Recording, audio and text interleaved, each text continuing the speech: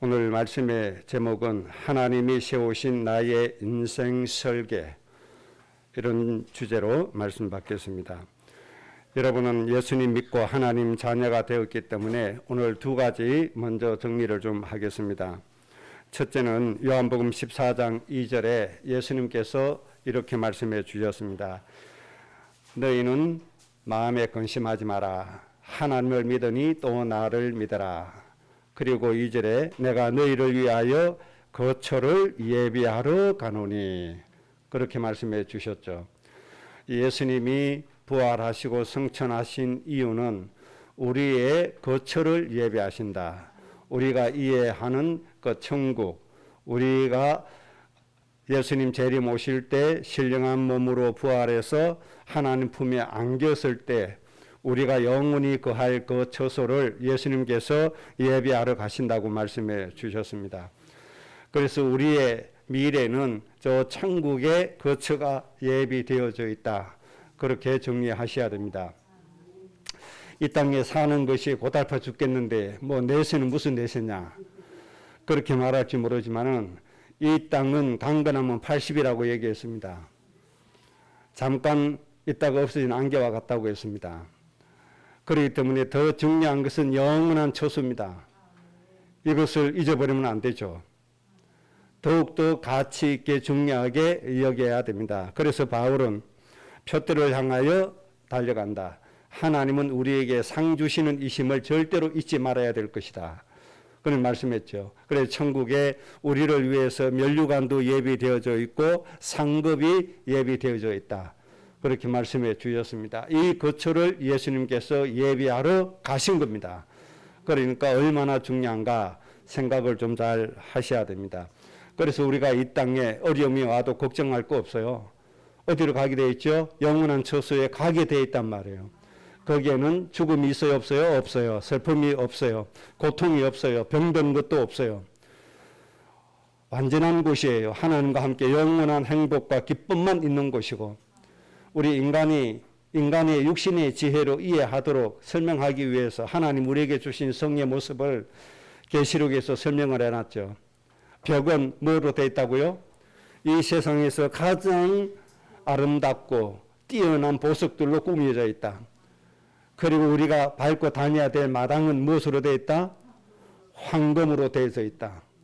이렇게 말씀해 주셨습니다. 이런 어마어마한 우리의 거처가 예비되어져 있습니다. 예수님께서 이 거처를 예비해 놓으셨다. 그렇게 말씀해 주셨죠. 이것을 생각하니까 우리가 이 땅에 고난이 와도 두렵지 않죠. 이 땅에 억울함을 당해도 두렵지 않죠. 왜? 그냥 지나가는 거니까. 그거는 잠깐 스쳐가는 것뿐이니까. 우리의 영원한 것은 어디에 있어요? 예수님이 예배하신 거처가 따로 있으니까. 이 천국이 좋다고 난 내일 당장 갈래. 그러면 돼요, 안 돼요? 안 돼요. 우리는 이 아름다운 천국에 아직 들어갈 자격이 없어요. 왜 없는가 하니까 자녀가 안 돼서가 아니고 이 땅에서 이룬 일이 없잖아요. 적어도 이 땅에서 우리가 하나님의 일을 이루려면 우리 후대 중에서 말씀으로 민족과 세계를 살릴 수 있는 후대를 하나 세워놓고 가야 돼요. 그 이전에는 천국 갈 자격이 없어요. 미안하지만 그 화려한 천국 좋다고 빨리 가려고 아주 마음 접으세요. 기도를 많이 쌓으세요. 모든 민족 살릴 수 있는, 하나님의 모든 백성을 살릴 수 있는 그 역할에 어느 정도 우리의 공로를 쌓아야지 그거 없이 그냥 가면 되겠습니까?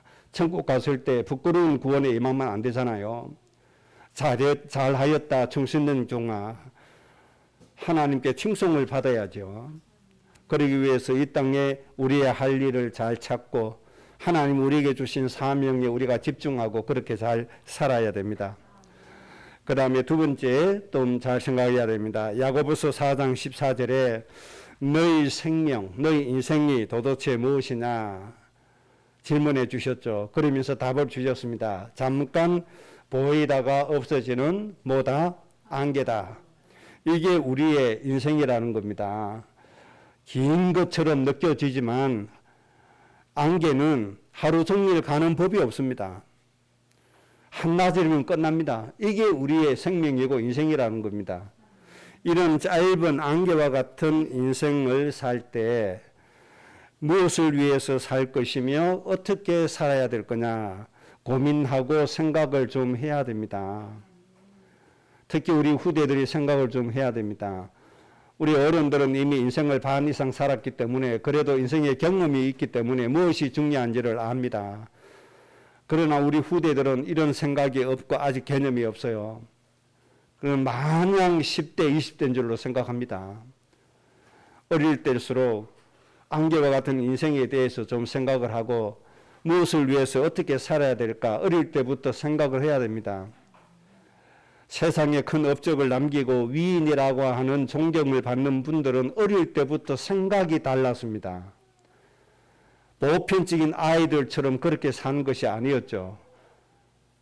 다른 사람들보다 다른 생각을 했어요. 일반 사람들보다 다른 생각을 했습니다. 내가 인류를 위해서, 세상을 위해서 내가 어떤 일을 해야 될 것이냐. 이런 고민을 했단 말이에요. 에디슨이 그냥 발명왕이 된 게 아닙니다. 이 세상에 살아가는 사람들의 모습을 보니 여러 가지로 참 어려움을 많이 느꼈단 말이에요.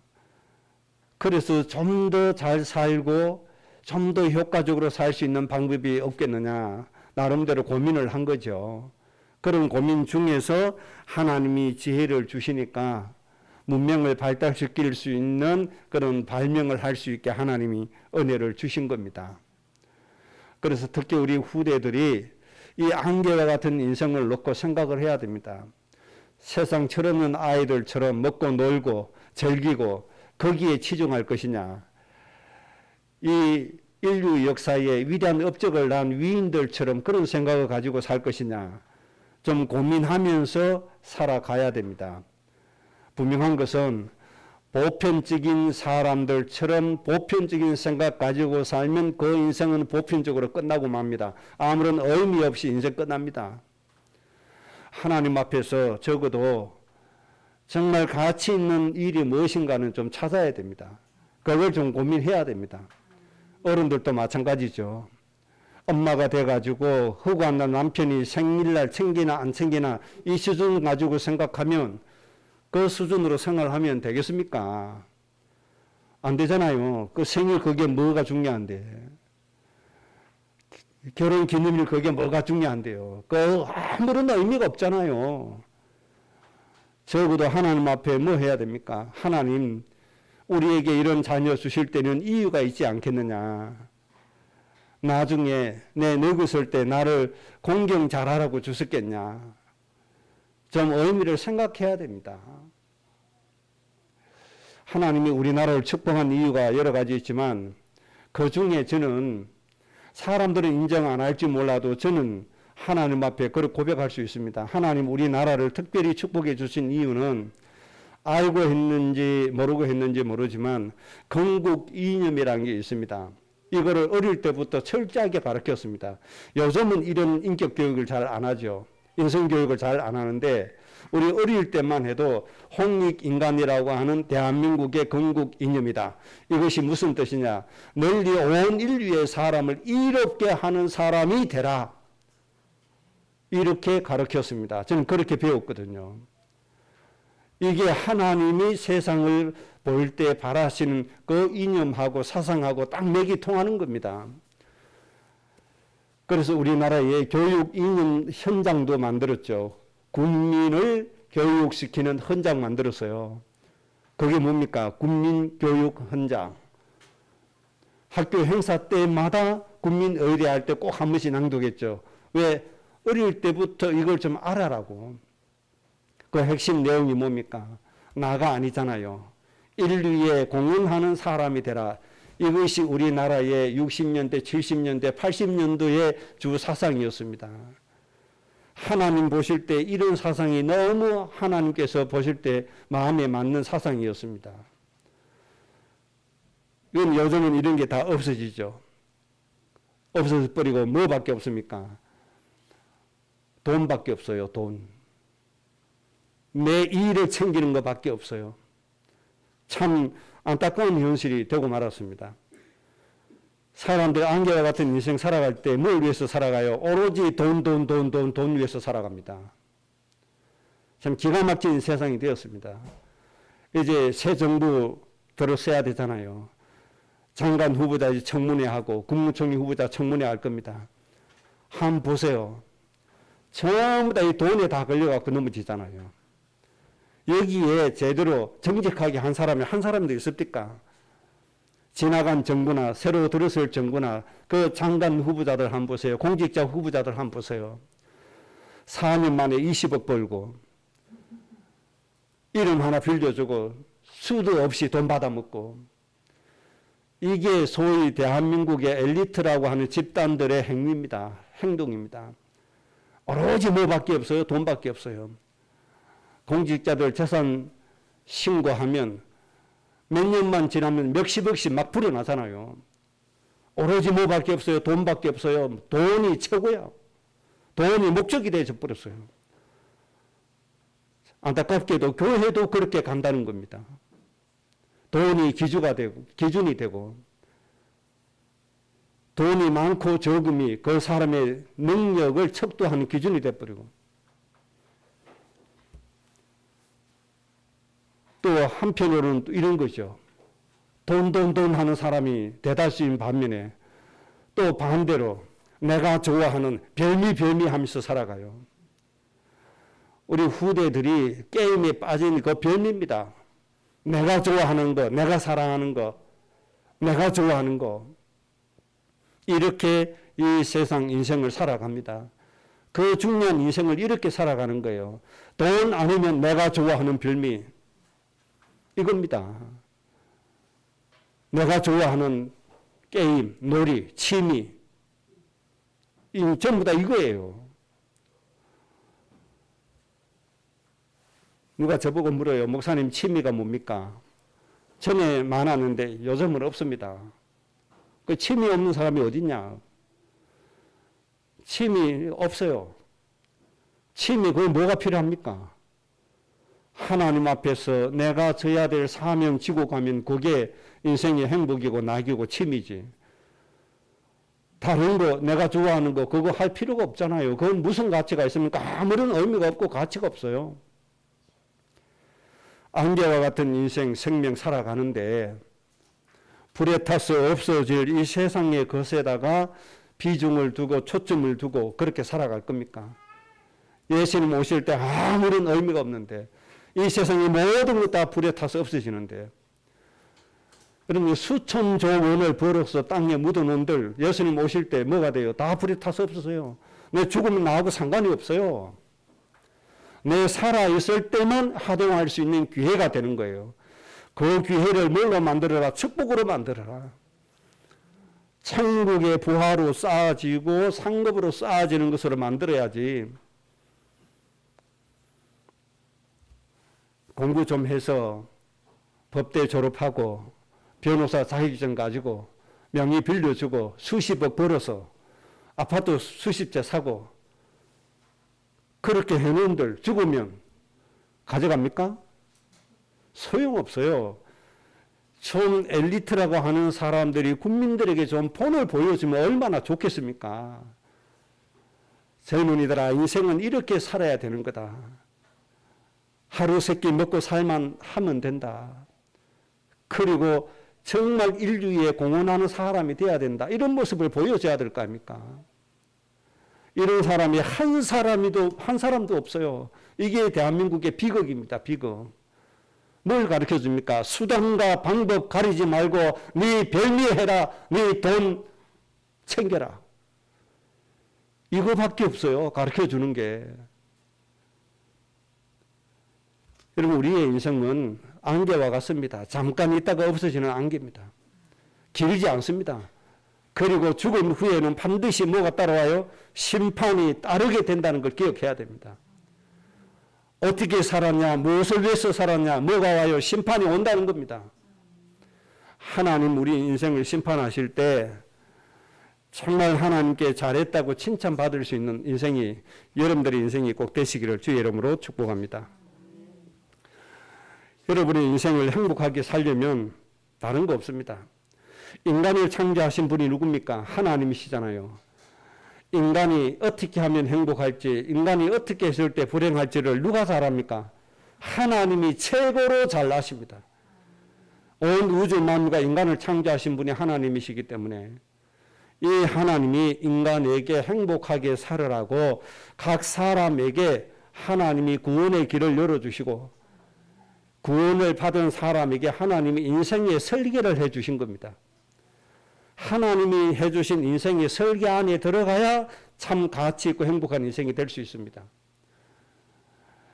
하나님이 여러분에게 주신 인생의 설계 안에 들어가세요. 하나님이 여러분에게 주신 인생의 그 설계, 계획 속에 들어가세요. 하나님이 주신 인생의 방법 속에 들어가셔야 됩니다. 그래야 진정으로 행복할 수가 있습니다. 인간을 가장 잘 아시는 분은 하나님이시다. 꼭 기억을 하셔야 돼요. 그래서 하나님이 여러분을 구원해 주실 때 이미 여러분의 미래까지 놓고 하나님이 불러주셨는데 그냥 불러주신 게 아니죠. 오죽하면 사도 바울을 통해서 만세 전에 정했다 말씀하셨을까요? 이미 창세 전에 하나님이 이미 정했다. 다윗의 고백대로 이미 복중에 있을 때, 태중에 있을 때, 허리에 있을 때 하나님이 이미 정했다. 만세 전부터 하나님이 계획을 가지고 여러분을 불러주셨다. 이게 하나님의 설계도입니다. 인생의 설계도. 이 안에 꼭 들어가셔야만 우리 인생이 행복해집니다. 오늘 아브라함을 통해서 인생의 설계도 간단하게 정리를 좀 하겠습니다. 아브라함은 우리와 같은 평범한 가문에 태어난 사람입니다. 특별한 가문이 아니고 평범합니다. 그냥 그 부모님이 우상 만들어서 팔고 우리 부모님도 새벽마다 우상에게 절하고 했잖아요. 곳곳마다 우상에게 절한 가문에서 우리 다 태어났습니다. 똑같습니다. 이런 아브라함을 하나님께서 불러주시고 아브라함에게 인생의 설계도를 딱 만들어서 아브라함에게 말씀해 주셨습니다. 그것이 창세기 12장 1절에서 3절입니다. 하나님이 아브라함에게 주신 인생의 설계입니다.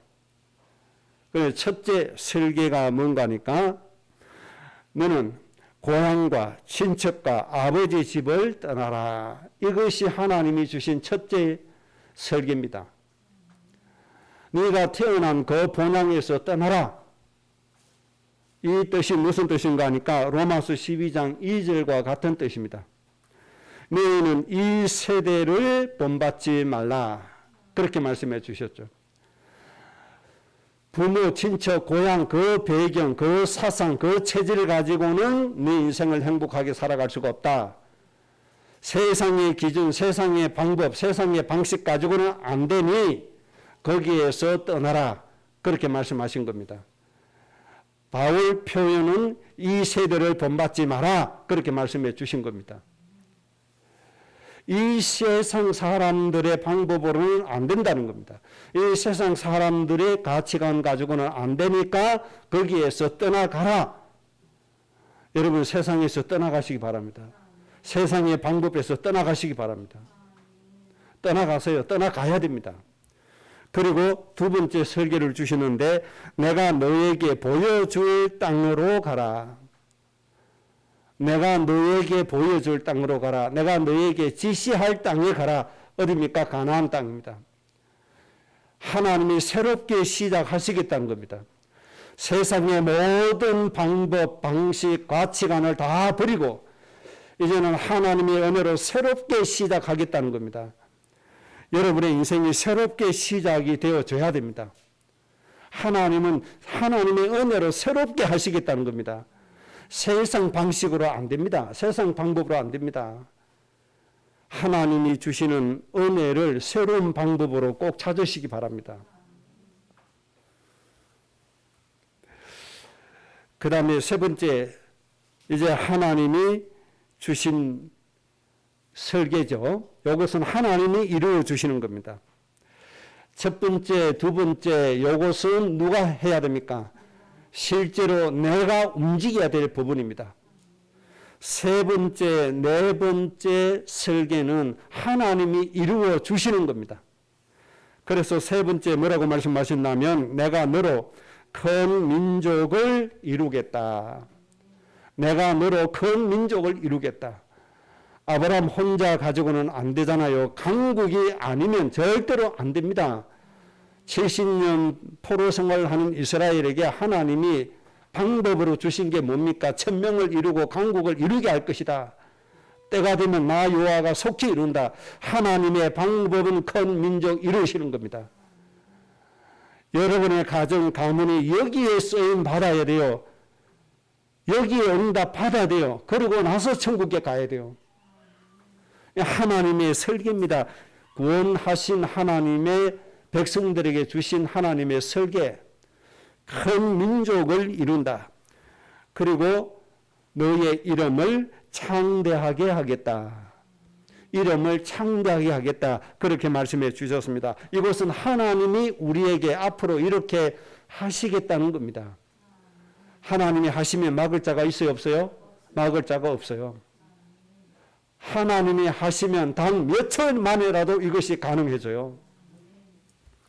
여기에서 창대라고 하는 말씀의 뜻을 좀 잘 정리해야 됩니다. 히브리어 가달이라고 하는 단어입니다. 가달이라고 하는 단어인데 잘하다라는 뜻이 있고 커지다라는 뜻이 있고 중요해지다, 정진시키다, 강하게 만들다, 높이다, 큰 것을 만들다 이런 뜻을 가지고 있는 것이 창대, 히브리어 가달이라고 하는 단어입니다.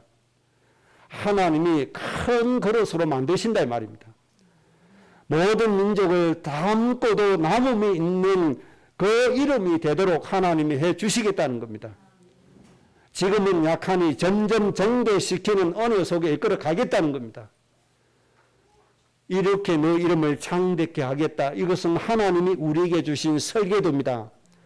우리 자녀에게 주신 하나님의 설계도입니다. 이대로 되어짐을 꼭 믿으시기 바라고 이것이 여러분의 소원이 되시기를 주의 이름으로 축복합니다. 이 땅에 부귀영화 소원 안 해도 돼요. 안 구해도 돼요. 하나님이 다 주시게 돼 있어요.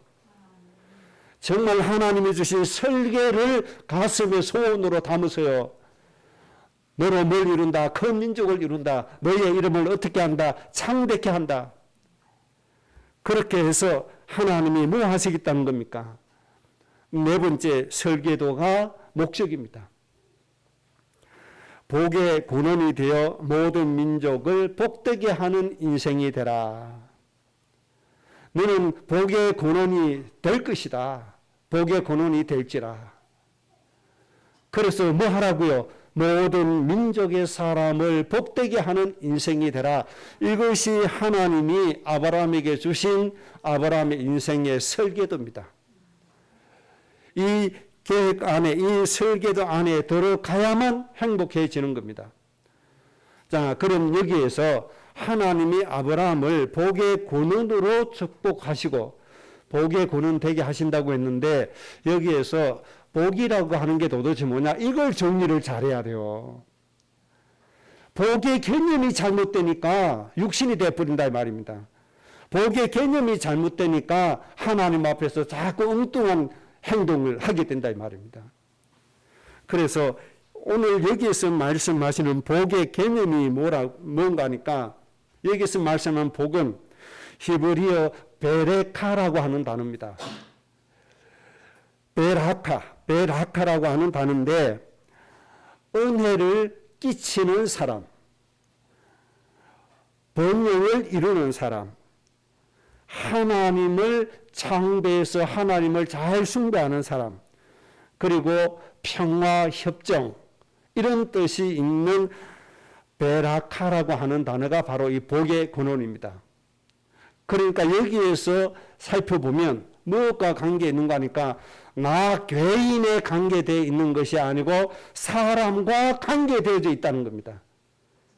다른 사람과의 관계입니다. 다시 말씀드리면 내가 복의 근원으로서 다른 사람과 평화 협정을 맺을 정도로 평화를 만들어가는 사람, 문제 일으키는 사람을 뭐라고 그래요? 트러블 메이커 그러잖아요. 그런 사람이 아니고 평화 협정을 이루는 사람, 다른 사람에게 은혜를 끼칠 수 있는 사람, 모든 민족 사람들을 행복하게 할 수 있는 사람, 모든 사람들을 평안케 할 수 있는 사람, 모든 사람들을 번영시킬 수 있는 사람, 모든 사람으로 하여금 하나님의 은혜를 받을 수 있게 영향을 끼치는 사람, 이게 복의 근원입니다. 복의 근원 하니까 불신자보다 돈 더 많이 벌고 불신자보다 더 좋은 집에 살고 이래 생각합니까? 절대 그것과는 상관이 없습니다. 누가 관계 있어요? 다른 사람과 관계가 있다. 어떤 관계입니까? 그를 괴롭히고 넘어지게 하는 관계가 아니고 그를 번성시키고 그를 행복하게 만들고 그를 축복하게 만드는 그 역할을 하는 사람이 복의 근원이다 이 말입니다. 그래서 하나님이 아브라함을 통해서 뭐 하시겠다는 거죠? 이 세상의 모든 사람들로 하여금 하나님의 은혜를 받게 하고 하나님의 축복으로 번성하게 하고 하나님의 은혜로 안식을 누리게 하는 사람이 되게 해주겠다는 겁니다. 이것이 하나님이 아브라함에게 주신 인생 설계도입니다. 오늘 하나님이 우리에게도 이 인생 설계도를 가지고 불러주셨음을 믿으시기 바랍니다. 그래서 이제 여러분들의 머릿속에 생각 속에 뭐가 남아 있어야 돼요? 하나님 잘 믿어서 건강하게 잘 살고 문제없이 잘 살고 하나님 원대로 돈 많이 벌고 이런 생각 이제는 다 버리세요. 여러분의 가슴 속에 생각 속에 마음 속에 이런 생각들이 자리 잡고 있으면 안 돼요. 그건 다 별미예요. 별미. 나를 넘어지게 하는 것이고 우리 가정의 행복을 빼앗아가는 거예요. 다른 사람을 뭐하게 하는 사람, 은혜를 받도록 영향을 끼치는 사람, 다른 사람을 번영시킬 수 있는 사람, 다른 사람을 하나님의 은혜로 이끌어올 수 있는 사람, 다른 사람으로 하여금 하나님의 자녀가 되게 해주는 이 역할을 하는 사람, 모든 사람들로 하여금 하나님의 참 안식을 누려서 행복하고 평안하게 하는 이런 역할을 감당할 수 있는 사람, 이게 복의 근원입니다. 하나님이 여러분을 통해서 이 일을 하시겠다는 겁니다. 이거는 땅에 묻어놓고 하나님이 책임져 주시는 의식주의 부분만 자꾸 하나님 앞에 내놓으라고 떼쓰면 그거 안 된다 이 말이에요. 이 하나님이 이루시기를 원하는 복의 근원의 설계도는 땅에 묻어놓고 하나님 앞에 복 달라고 능력 달라고 40일 금식기도 하면 몸이 상한다 이 말입니다.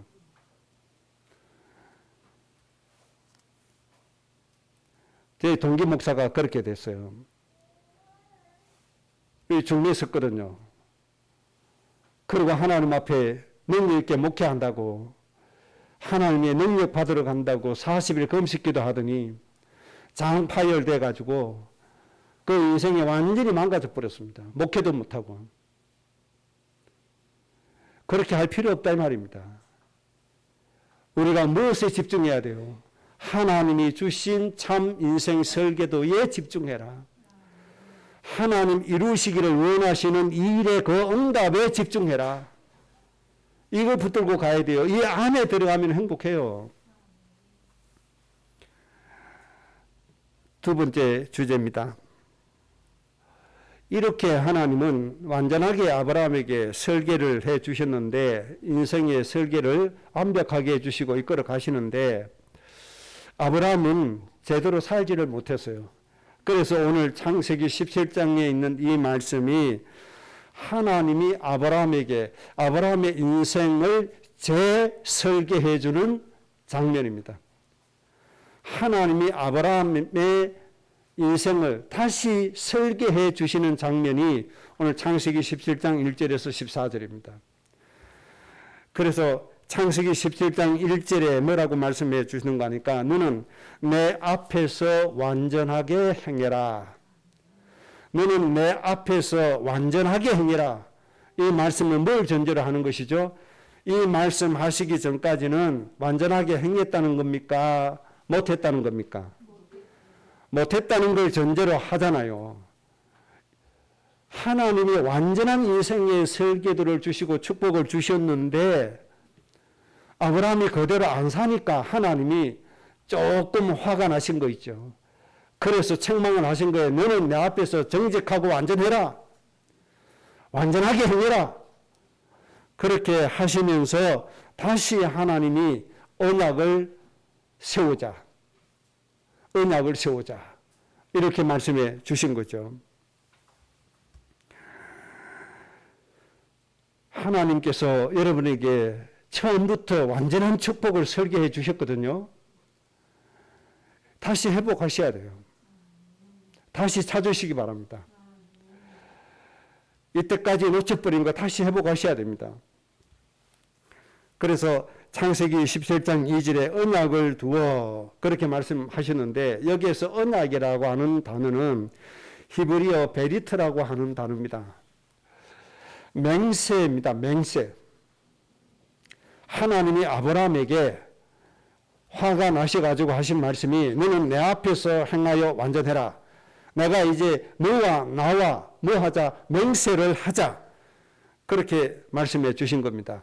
창세기 12장에 처음 공언하시고 주신 설계도를 말씀하실 때는 자율적인 그런 응답으로 주셨습니다. 스스로 인격을 가지고 말씀을 받도록 하셨습니다. 그런데 창세기 17장에 제 설계를 주실 때에는 하나님께서 강제적인 소통으로 말씀해 주신 겁니다. 강제적인 소통이요. 내 앞에서 행하여 완전해라. 너하고 나하고 맹세를 세우자. 강제적인 요소를 아주 강하게 띄고 있는 겁니다. 그래서 이제는 뭐 해야 돼요? 좀 경각심을 더 강하게 좀 가져라. 그 뜻입니다. 하나님은 앞으로 점점 더 강하게 하실 수 있습니다. 우리는 하나님의 형상대로 지음받은 사람입니다. 하나님의 말씀을 그대로 믿고 순종하시기 바랍니다. 하나님의 강압적인 말씀 듣고 돌아서지 말고 인격자로서 하나님의 형상을 닮은 자로서 하나님과 함께 소통이 되어 주시기 바랍니다. 어쨌든 이렇게 하나님께서 완전해라, 완전하게 행해라, 맹세를 세우자 그렇게 하시면서 인생 설계를 다시 해 주셨다는 겁니다. 그래서 하나님이 재설계해 주신 내용이 17장 6절입니다. 너를 크게 번성하게 하겠다. 내게서 민족들이 나오게 하겠다. 왕들이 내게로부터 나오게 하겠다. 그러면서 본론은 너는 모든 민족의 아버지, 어머니의 역할을 감당해라. 더 구체적으로 말씀해 주시는 겁니다. 아버지, 어머니의 역할을 모르는 사람이 있을까요? 없을까요? 결혼 안 한 사람은 모르겠지만 결혼한 사람은 이 의미가 뭔지 다 압니다. 더 이상 이 부분에 대해서 설명할 필요가 없잖아요. 목사님, 아버지가 뭡니까? 물어볼 필요 있어요, 없어요? 필요 없어요. 목사님, 어머니가 뭡니까? 물어볼 필요가 없잖아요. 맹세를 세운다. 너는 모든 민족의 뭐가 되라? 아버지가 되라. 너는 모든 민족의 뭐가 되라? 어머니가 되라. 지금 개정된 성경은 여러 민족이라 했는데 원서는 여러 민족이 아닙니다. 고이라고 하는 단어입니다. 고이라고 하는 단어는 열국입니다. 열국. 이방의 모든 나라를 말하는 겁니다. 그리고 세상의 모든 나라를 말하는 겁니다. 세상의 모든 나라의 뭐가 되라? 아버지다. 고이의 아버지다. 열방 세상 모든 나라의 어머니다. 하나님이 이 설계를 다시 아브라함에게 주신 겁니다. 너희는 이렇게 살아라고 하는 겁니다. 모든 민족의 아버지의 역할이 되라고 주신 축복이 너를 크게 뭐한다? 번성시킨다. 너에게서 뭐가 나온다? 민족들이 나오게 한다. 내게로부터 뭐가 나온다? 왕들이 나올 것이다. 그렇게 말씀해 주셨습니다. 그래서 이 왕이 뭐 하라고요? 하나님의 말씀으로 십자가의 사랑으로 나라를 다스리고 백성을 다스리고 세계를 살리라는 겁니다. 하나님이 이런 인생의 설계를 여러분에게 주셨다고 믿으시기 바랍니다. 이것이 여러분의 가정과 가문의 인생의 설계임을 믿으시기 바랍니다. 하나님이 이거 놓고 말씀하셨다 이 말입니다. 아브라함이 이삭에게 전달해야 되는데 전달이 안 됐어요. 잘 안 됐어요. 하나님은 이삭에게 천하 만민이 너와 내 자손 때문에 복을 받아야 된다고 했는데 이삭은 뭐 하고 있습니까? 내 좋아하는 거 변이 만들어 오라. 내가 축복해 줄게. 이 수준입니다. 변이 타령하다가 두 형제 평생 칼부림하고 쏘기고 썩고 이렇게 살아져야 되는 겁니다. 그게 하나님의 설계가 아니라니까요. 하나님의 설계는 모든 민족을 살리는 아버지, 어머니라니까요. 그 역할을 하는 겁니다. 오늘날 한국 교회에다가 하나님이 주신 교회의 설계입니다. 이게. 너 교회 부흥시키라가 아닙니다. 너 교회 좋은 환경 만들어라가 아닙니다. 예배 분위기 좋게 만들어라가 아닙니다. 저는 생각이 없어서 이런 몇십 년 된 나무 의자 예배당에 놓고 있는 게 아닙니다. 저도 무엇이 뭔지를 알고 좋은 물건이 뭔지 압니다. 요즘요 예배당 의자 좋은 게 얼마나 많은지 몰라요. 얼마나 산뜻하고요. 정말 아이들 말마따나 삐까뻔쩍한 게 너무 많아요. 저는 그걸 몰라서 예배당에 그걸로 꾸미고 안 꾸미고 그런 게 아닙니다. 좋은 거 알아요. 그러나 모든 민족의 아버지 어머니의 역할을 못하고 예배당 아름답게 꾸미면 뭐합니까? 여러분 헌금 많이 해서 5천만 원, 1,000만 원, 1억 헌금해서 우리 예배당 현대식으로 산뜻하게 꾸민들 그 무슨 의미가 있습니까? 제 믿음의 양심은 그게 의미가 없다고 생각합니다. 뭐 해야 돼요? 아버지, 어머니 역할을 해라 이 말입니다. 오늘도 우리 자식이 5만 명 죽어가요. 오늘도 5만 명이 죽어간다 이 말이에요. 그 5만 명 영혼 죽어가는 그 영혼을 볼 때 내 가슴에 눈물 한 방울 나오지 않으면서 불신자가 우리보다 돈 더 많은 것 때문에 안타까워한다. 저는 그건 믿음이 아니라고 생각합니다. 정말 하나님의 백성들이 죽어가는 걸 모른다면 말이 다르지만 알매도 불구하고 죽어가는 영혼들에 대한 안타까운 마음이 없고 불신자가 우리보다 경제 더 많이 누리고 있는 거 그거 안타까워한다는 거는 정말 하나님 앞에서 정말 가슴 치면서 회개해야 될 부분이라고 생각합니다. 하나님의 계획은 하나님이 우리 인생에게 주신 설계는 그런 게 아니잖아요. 모든 민족의 뭐다 아버지다. 모든 민족의 뭐다 어머니다. 부모란 말입니다. 부모. 저 죽어가는 저 불신자들의 부모란 말입니다. 정말 그들을 가슴에 품고 기도해야 돼요? 안 해야 돼요? 해야 되잖아요. 그래서 하나님이 아브라함 보고 떠나라고 하는 거예요. 부모, 친척, 아비 집을 떠나라고 하는 거예요. 세상의 소리 듣지 마라. 세상의 가치관 보지 마라 이 말이에요. 가나안 땅에 들어가서 누구의 음성을 들어라? 하나님의 음성을 들어라. 여러분이 무슨 소리를 많이 듣느냐? 그게 여러분의 인생을 결정지어 버립니다. 굉장히 이게 중요합니다. 세뇌라고 하는 단어가 있잖아요. 뇌를 세뇌시켜 버립니다. 틀린 것도요. 1년 동안 매일같이 집중적으로 얘기해 버리면 틀린 것이 진리인 것처럼 착각이 되어 버립니다. 이게 사실인지 아닌지 모르겠습니다만은 저는 그런 소리를 들은 적이 있어요. 우리나라의 대위, 육군 대위가 북한에 납북당해가지고 북한에서 세뇌 교육받고 40일 만에 남한으로 돌아왔는데 이 육군 대위가 하는 말이 6.25 전쟁은 북침이다. 거침없이 이렇게 주장한다는 거예요. 40일 동안 세뇌 당했는데 이 육군 대위 장교가 6.25 전쟁은 북침이다. 이게 세뇌라고 하는 겁니다. 6.25 전쟁은 남침입니까? 북침입니까? 저 북한에서 소련, 중국 입고 남으로 쳐들어왔잖아요. 이걸 남침이라고 얘기하는 거예요. 북한은 거짓말 하잖아요. 저 남쪽이 먼저 쳐들어왔다. 이게 북침이다. 이거를 육군 대위에게 40일 동안 얘기했다는 거예요. 처음에는 대위가 아니다. 북한이 먼저 남쪽으로 쳐들어왔다. 남침이다. 이렇게 주장했는데 아니다. 40일 동안 북침이다 했는데 40일 동안 세뇌가 돼버렸어요. 사람은 무엇을 듣느냐 이게 중요한 거예요. 그래서 저는 여러분들 성경 말씀을 들으라고 읽으라고 하는 겁니다. 하나님의 말씀을 들어야 되기 때문에 성경을 읽으시라 이 말입니다. 굉장히 중요한 겁니다.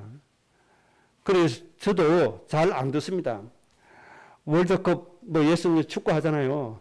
그러면 아나운서 흥분해갖고 얘기하죠. 해설자 지 나름대로 얘기하죠. 저는 엄소구를 해버립니다.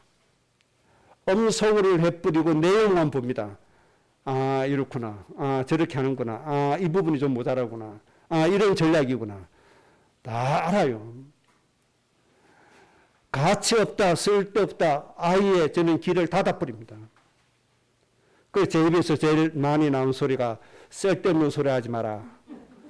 이 소리가 제 입에서 제일 많이 나옵니다. 쓸데없는 소리 하지 마. 전부 다 쓸데없는 소리요. 여러분 떠나시기 바랍니다. 정말 하나님이 주신 설교만 들으시기 바랍니다. 정말 하나님이 주신 말씀만 들으시기 바랍니다. 그래서 하나님이 하시겠다는 거 좀 따라가세요. 때가 되면 누가 이루십니까? 하나님이 이루신다. 내가 이루는 게 아니에요. 누가 이루십니까? 하나님이 이루신다 이 말이에요.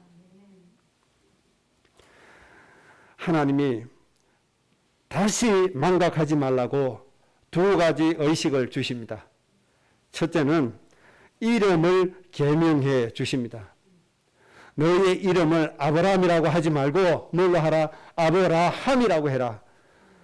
이름 뜻 자체를 모든 민족의 아버지라는 이름 뜻으로 아예 이름을 지어버렸습니다. 다시는 잊어버리지 마라 이 말입니다. 내가 너에게 준 인생의 설교들을 다시는 잊지 마라. 내가 너에게 축복할 내용을 다시는 잊지 마라. 그 의미로 이름을 바꿔버린 겁니다. 여러분 이름 바꾸세요. 여러분 가치관 바꿔버렸어요. 여러분 인생이 사는 목적을 바꿔버렸어요. 나는 영적으로 너무나 아브라함이다. 모든 민족의 아버지요 어머니다. 그 다음에 의식 하나를 더 주셨는데 그 의식이 뭡니까? 할례를 행하게 하신 겁니다. 종이든 누구든지 간에 남자는 무조건 할례를 다 행해라. 할례를 행하게 하신 이유가 있어요. 뭘 기억하라고? 소변 볼 때마다 하나님의 이 설계, 맹세로 주신 모든 민족의 아버지, 어머니 맹세로 주신 말씀을 좀 기억해라. 소변을 1년에 한 번만 봅니까? 한 달에 한 번만 봐요? 일주일에 한 번만 봐요? 하루에도 서너 번 이상 보잖아요. 그때마다 뭘 기억해라? 맹세로 주신 하나님의 설계도를 기억해라. 이건 기억하지 않고요. 육신의 소리, 세상의 소리, 잘못된 소리만 잔뜩 들어놓습니다. 그러니까 나도 모르게 가치관이 완전히 바뀌어버리는 겁니다. 하나님께서 여러분에게 할례를 주신 겁니다. 뭐 하라고요? 맹세로 주신 말씀을 기억해라. 이것이 여러분에게 주신 인생의 설계도입니다. 얼마나 큰 축복입니까? 이것만 우리 인생의 참 모습이 되어져야 됩니다. 다른 건 필요 없습니다. 이 안에 모든 축복이 다 들어있습니다. 여러분의 가정 가문 꼭 이 말씀처럼 되어지시기를 주의 이름으로 축복합니다. 마지막으로 세 번째입니다. 중요한 것이 되죠. 이렇게 하나님이 우리에게 인생 설계를 주시고 우리에게 주신 인생 설계를 하나님께서 이루어 가십니다. 이루어 가시는데 이것을 이루시기 위해서 주시는 응답 성경에 많이 있습니다. 많이 있는데 오늘은 모세를 통해서 주신 응답 3가지만 말씀드릴게요. 이게 전부 다가 아니고 많이 있는데 그중에 모세에게 주신 것 좀 정리하겠습니다. 하나님이 우리에게 주신 인생의 설계를 이루라고 하나님이 주시는 응답 첫 번째입니다. 출애굽기 7장 1절에 이렇게 말씀했습니다. 볼지어다 내가 너를 바로에게 신같이 되게 하여선저. 하나님 이렇게 응답해 주십니다. 이 지금 모세가 어떤 상태입니까? 애굽 사람을 쳐 죽이고 미디안 광야로 도망갔습니다. 살인죄로서 지명 수비자입니다. 살인죄를 지은 지명 수비자의 현실이 모세입니다. 이런 모세를 하나님이 바로 앞에다가 뭐와 같이 신과 같이 만들어 주셨다. 여러분 이게 하나님의 응답입니다. 여러분 믿으시기 바랍니다. 모세는 말을 잘 못해요. 말 주변이 없어요. 설득력이 없어요. 이런 모세의 수준이에요. 그런데 바로가 모세를 볼 때는 뭐와 같다? 신과 같게 했다. 이러니 바로가 모세에게 굴복할 수밖에 없잖아요. 세상의 실력으로는 누가 또 뛰어납니까? 바로 왕이 훨씬 뛰어납니다. 세상에 글쎄 누가 가지고 있습니까? 바로 왕이 다 가지고 있습니다. 그런데 그 바로 왕이 모세를 볼 때 하나님이 어떻게 만들어 주셨다? 모세를 신과 같게 하셨다. 여러분 이 하나님의 응답을 믿으시기 바랍니다. 그래서 나는 부족해요. 나는 못해요. 나는 연약해요. 그 말할 필요가 있어요? 없어요? 말할 필요가 없어요. 나는 저 시골에서 살았어요. 우리 부모님은 무능해요. 그래서 우리 못해요. 이런 핑계가 필요 없다 이 말입니다. 가장 강도국의 가장 위대한 바로가 볼 때 가장 연약하고 지명수배자인 범죄자인 모세가 뭐와 같다? 신과 같았다. 하나님이 여러분의 가정과 후대를 앞으로 이 축복으로 이끌어 가실 줄로 믿습니다. 그러니까 우리는 약해서 못해요. 하나님 앞에 불신앙하지 않기를 바랍니다. 우리 교회는 연약해서 못해요. 그 작은 교회 따위가 뭘 하느냐? 여러분 절대로 속지 않기를 바랍니다. 살인하고 도망갔던 모세. 바로 왕이 볼 때 뭐와 같았다? 신과 같게 했다. 더 이상 말할 게 뭐 있습니까 여러분? 말할 게 있어요? 말할 게 없어요 하나님 앞에. 하나님이 이렇게 해서 이스라엘 백성들을 뭐 하시겠다는 겁니까? 구출해 내겠다는 겁니다. 어디로 가겠다는 거죠? 가나안 땅으로 인도하시겠다는 겁니다. 여러분을 무시하고 여러분의 직장 상사다. 또 대한민국의 대통령이다. 여러분이 정말 모든 민족의 아버지 어머니가 되었다고 하면 뭐가 되죠? 그들 앞에 여러분들을 신과 같은 존재로 하나님이 세워버립니다. 신과 같이 보여지도록 하나님이 축복하십니다. 이 말씀을 꼭 좀 믿으시기 바랍니다. 그래서 나는 부족하다고 하나님 앞에 낙심하지 마세요. 나는 연약하다고 낙심하지 마세요. 저는 처음부터 믿었습니다. 동해안의 가장 작은 부부제일교회를 통해서 하나님이 정말 맹세로 주신 모든 민족의 아버지 어머니의 말씀을 이룰 걸 저는 믿고 있습니다. 우리의 믿음의 중심이 하나님 보실 때에 정말 인정하시는 믿음이 맞다면 하나님은 그렇게 역사하실 겁니다. 뭐와 같이 하셨다? 신과 같게 하셨다. 여러분 두려워하지 마세요. 여러분 직장 상사 앞에 여러분을 뭐와 같이 신과 같은 존재로 하나님께서 느끼도록 만들어 주신다 이 말입니다.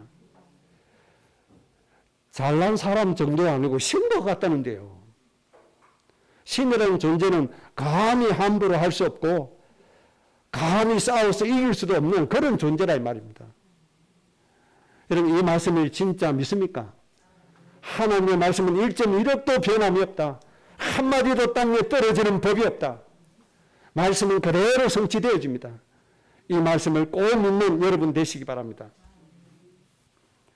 두 번째 하나님 주시는 응답입니다. 출애굽기 11장 3절입니다. 하나님이 모세를 애굽의 신하들과 백성들 눈에 아주 위대하게 보이게 하셨다. 그렇게 말씀해 주셨습니다. 바로가 볼 때는 신과 같은 존재로 보게 만들어 주셨고, 애굽의 신하들과 백성들이 볼 때는 바로 왕을 능가하는 위대한 사람으로 보이게 만들어 주셨다. 하나님이 인생 설계도를 이루시도록 이렇게 역사해 주심을 믿으시기 바랍니다. 세상 사람들은 비록 우리를 연약하고 돈도 없다고 손가락질하지만 하나님은 바로의 신하와 백성들 앞에 아주 위대한 인물로 만들어 주시겠다 이 말입니다. 세 번째 하나님 주신 응답입니다. 출애굽기 12장 35절에서 36절. 이 말씀은 하나님이 애굽 사람들로 하여금 하나님의 은혜를 입게 만들어서 이스라엘 백성들이 내놓으라고 하는, 요구하는 금과 은과 폐물과 옷까지 모든 것을 다 내놓았더라. 이걸 가지고 어디로 가는 거죠? 가나안 땅으로 이제 올라가는 겁니다. 그리고 이게 경제잖아요, 경제. 이스라엘 백성들이 자기들이 노력해서 돈을 모은 게 아니고 애굽의 왕궁에 있고 백성들이 가지고 있는 애굽의 모든 금을 내놔라, 모든 은을 내놔라, 모든 폐물을 내놔라, 모든 옷을 내놔라. 이렇게 백성들이 요구할 때 하나님이 애굽 사람들의 마음을 감동시켜 가지고 백성들이 요구한 그대로 다 내놓게 만들었다. 이렇게 해서 어디로 가게? 가나안 땅으로 가게 만들었다. 여러분 이 사실을 믿으십니까? 저는 믿습니다. 정말 하나님 마음에 합당한 때가 되면 하나님이 이 역사로 우리를 통해서 모든 민족 살릴 줄로 믿습니다. 그래서 여러분들이 이제 흑암 경제를 향해서 하나님 앞에서 엄히 명하시기 바랍니다. 흑암의 모든 경제를 우리 발 앞에 내놓으라. 흑암의 모든 경제야 우리에게로 돌아와라. 사람을 죽이는 흑암의 경제야 우리에게 돌아와라. 우리는 사람을 살려야 하기 때문이다. 이렇게 요구하면 가치없게 돈만 가지고 있는 그 사람들의 마음을 누가 움직이신다? 하나님이 은혜를 입게 하신다. 그래서 그들 알고 뭘 내놓게 한다? 모든 은금과 폐물과 돈을 다 내놓게 만들어 주신다. 여러분 이런 경제의 주역이 되시기를 주의 이름으로 축복합니다. 하나님이 이렇게 하실 겁니다. 우리는 하나님 앞에서 정말 정직한 마음을 가지고 완전하게 행해야 됩니다. 무엇에 대해서? 하나님이 주신 설계도에 대해서. 이런 정신으로 살고 정말 세상을 향해서 명해야 됩니다. 사람을 살리지 못한 모든 경제야 우리의 품으로 돌아와라. 하나님 흑암이 가지고 있는 모든 경제를 우리에게 허락해 주옵소서. 여러분들 명하시기 바랍니다. 때가 되면 하나님이 그들의 마음을 움직여서 그 모든 경제를 우리에게 내놓을 줄로 믿습니다. 그래서 뭐 하라고요? 모든 민족의 아버지가 되라고. 죽어가는 모든 사람들의 뭐가 되라고요? 어머니가 좀 되라고. 하나님이 이 세 가지 응답만 우리에게 주셔도 될까요? 안 될까요? 되고도 남잖아요. 세상에 가장 큰 영향력을 주는 바로왕 앞에 신과 같은 존재로 세워주실 건데 우리를 저 바이든 대통령 앞에 뭐와 같이 세워주신다고요? 신과 같은 존재로 세워주실 텐데 우리를 저 중국의 시진핑 같은 사람 앞에 뭐와 같은 존재로, 신과 같은 존재로, 저 아베와 같은 사람 앞에 뭐와 같은 존재로, 신과 같은 존재로. 그래서 사람을 해하는 그들의 사상을 꺾어버리고 하나님의 사랑의 생명의 말씀으로 민족과 세계 살리는 이 일에 쓰임받는 우리 가정, 우리 후대, 우리 자녀들 다 되어질 줄로 믿습니다. 하나님이 이루시는데 누가 막날 말이에요. 그런데 문제는 하나님이 주신 이 설계도에 관심이 없는 게 문제예요. 여기에 내 중심을 들이지 않는 게 문제예요. 그래 놓고 어디다가 관심을 가지죠? 자녀로서 당연하게 누리는 거, 하나님이 책임져 주시는 거, 그것을 붙들고 헤매고 있으면 안 된다 이 말이에요. 하나님이 주신 계획, 설계 절대로 놓치지 않기 바랍니다. 이제는 여러분의 계획을 포기하세요. 여러분 스스로 가지고 있는 인생의 설계 포기하세요.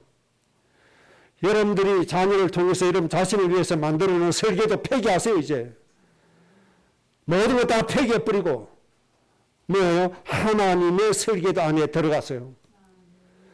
하나님이 주신 이 계획 안으로 들어갔어요. 자문서에 말씀했잖아요. 너희들이 밤낮 세우세요. 지혜롭게 계획을 세워봐라. 성취하시는 분은 누구다? 하나님이시다. 암만 세워도 소용이 없다 이 말입니다. 그러니까 헛된 일을 하지 말고 하나님이 주시는 응답 안에 들어가라. 하나님이 주신 설계 속에 들어가면 되어질 수밖에 없는 응답이 끊임없이 와지게 됩니다. 이때부터 되어질 수밖에 없는 응답이 오는 겁니다. 끊임없이 이 응답으로 여러분의 인생이 행복하게 되어질 줄로 믿습니다. 오늘 말씀 여러분의 인생의 가정의 후대에게 꼭 성취되기를 주의 이름으로 축복합니다.